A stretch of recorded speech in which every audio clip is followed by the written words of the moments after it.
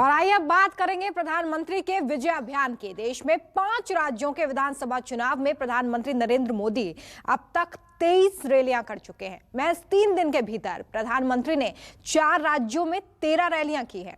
70 साल की उम्र में भी उनका जोश युवा नेताओं पर भारी साबित हो रहा है। लोगों को कांग्रेस ने तब अपने वोट बैंक की खातिर बचाया था, उन्हीं के सहारे आज कांग्रेस असम में सत्ता हासिल करने के लिए सपने देख रही है।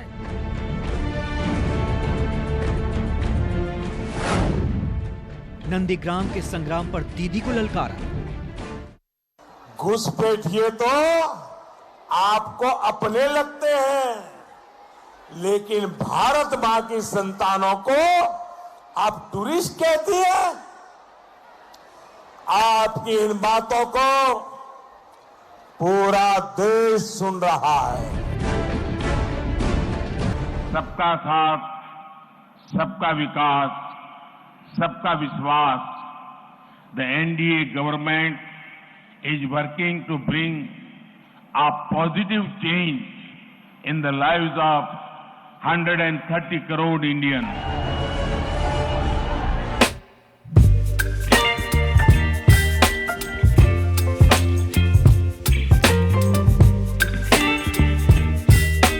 चुनाव का विश्लेषण कर रहे हैं।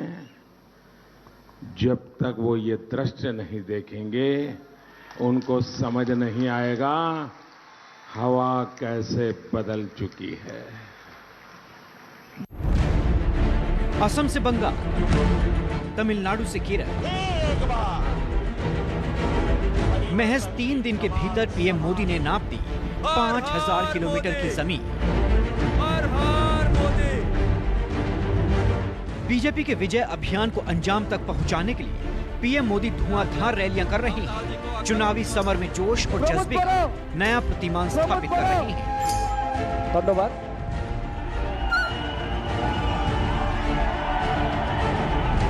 दक्षिण भारत में चुनाव प्रचार कर पीएम मोदी एक बार फिर पूरब का रुख कर चुके हैं। 3 दिन के भीतर दूसरी बार असम पहुंचे पीएम मोदी ने सेकुलरिज्म और कम्युनिज्म की सियासत को आड़े हाथों लिया। असम को दशकों तक हिंसा और अस्थिरता देने वाले अब असम के लोगों को एक पल भी स्वीकार नहीं है।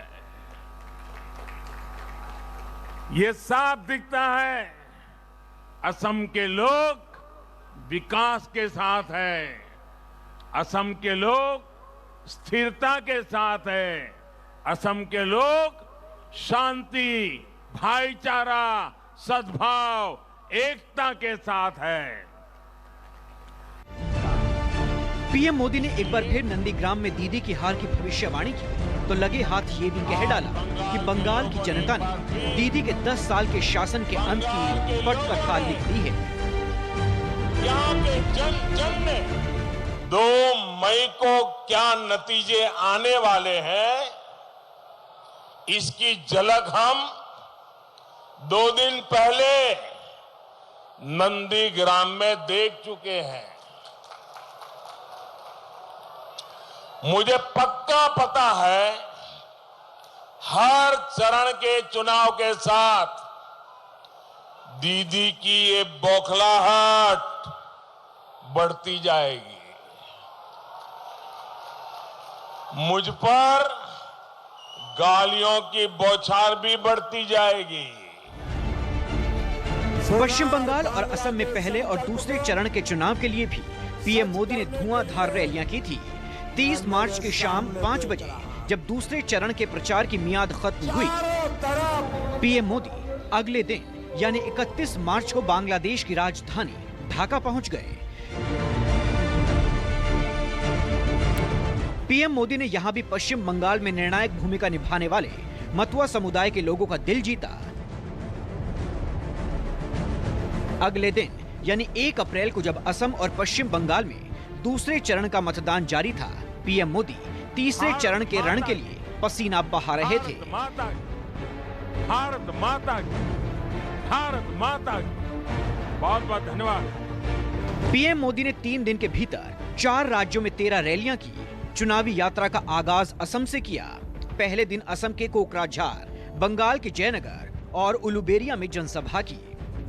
पहले दिन ही शाम को तमिलनाडु के मदुरै में मीनाक्षी मंदिर में दर्शन किए। दूसरे दिन तमिलनाडु के मदुरै और कन्याकुमारी में जनसभा को संबोधित किया। दूसरे दिन ही केरल के पाटमथिट्टा और तिरुवनंतपुरम में रैली की। तीसरे दिन असम के तमुलपुर और पश्चिम बंगाल के तारकेश्वर और सोनारपुर में रैली की। 3 दिन के भीतर पीएम मोदी ने करीब 8000 किलोमीटर की यात्रा की। 5 राज्यों के विधानसभा चुनाव में अब तक कुल 23 रैलियां की हैं। 1 अप्रैल को जब असम और पश्चिम बंगाल में दूसरे चरण का मतदान जारी था, पीएम मोदी ने असम के कोकराझार में AIUDF प्रमुख बदरुद्दीन अजमल को निशाना बनाया। वायरल वीडियो के जरिए अजमल पर असमिया संस्कृति के प्रतीक गमछा के अपमान का आरोप लगाया।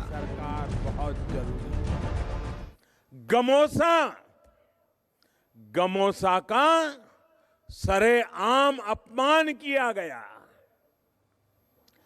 असम को प्यार करने वाला हर व्यक्ति इन तस्वीरों को देखकर बहुत आहत है, बहुत गुस्से में है। इस अपमान की सजा कांग्रेस को तो मिलेगी ही, इस पूरे महाझूठ को मिलेगी।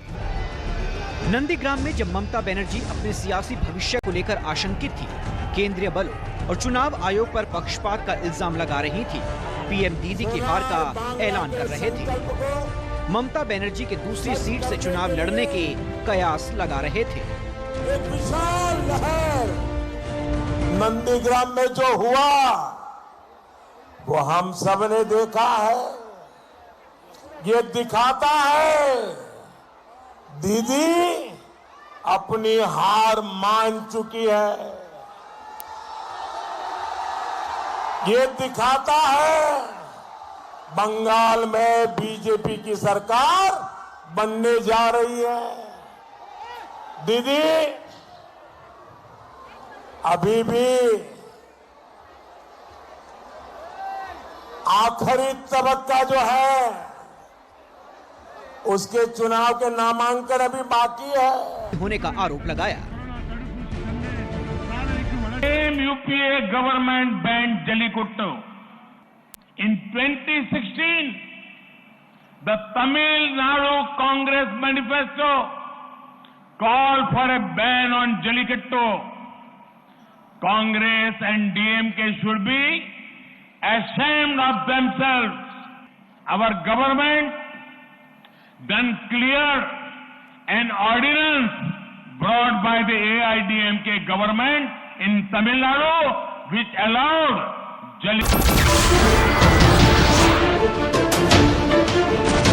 नमस्कार, मैं हूं मानक गुप्ता। अगर आपको हमारा ये वीडियो पसंद आया हो तो इसे लाइक और शेयर जरूर करें और हां, हमें सब्सक्राइब और फॉलो करना ना भूलें ताकि आप देश और दुनिया की कोई खबर मिस ना करें। तो जुड़े रहिए हमारे साथ और देखते रहिए न्यूज़ 24।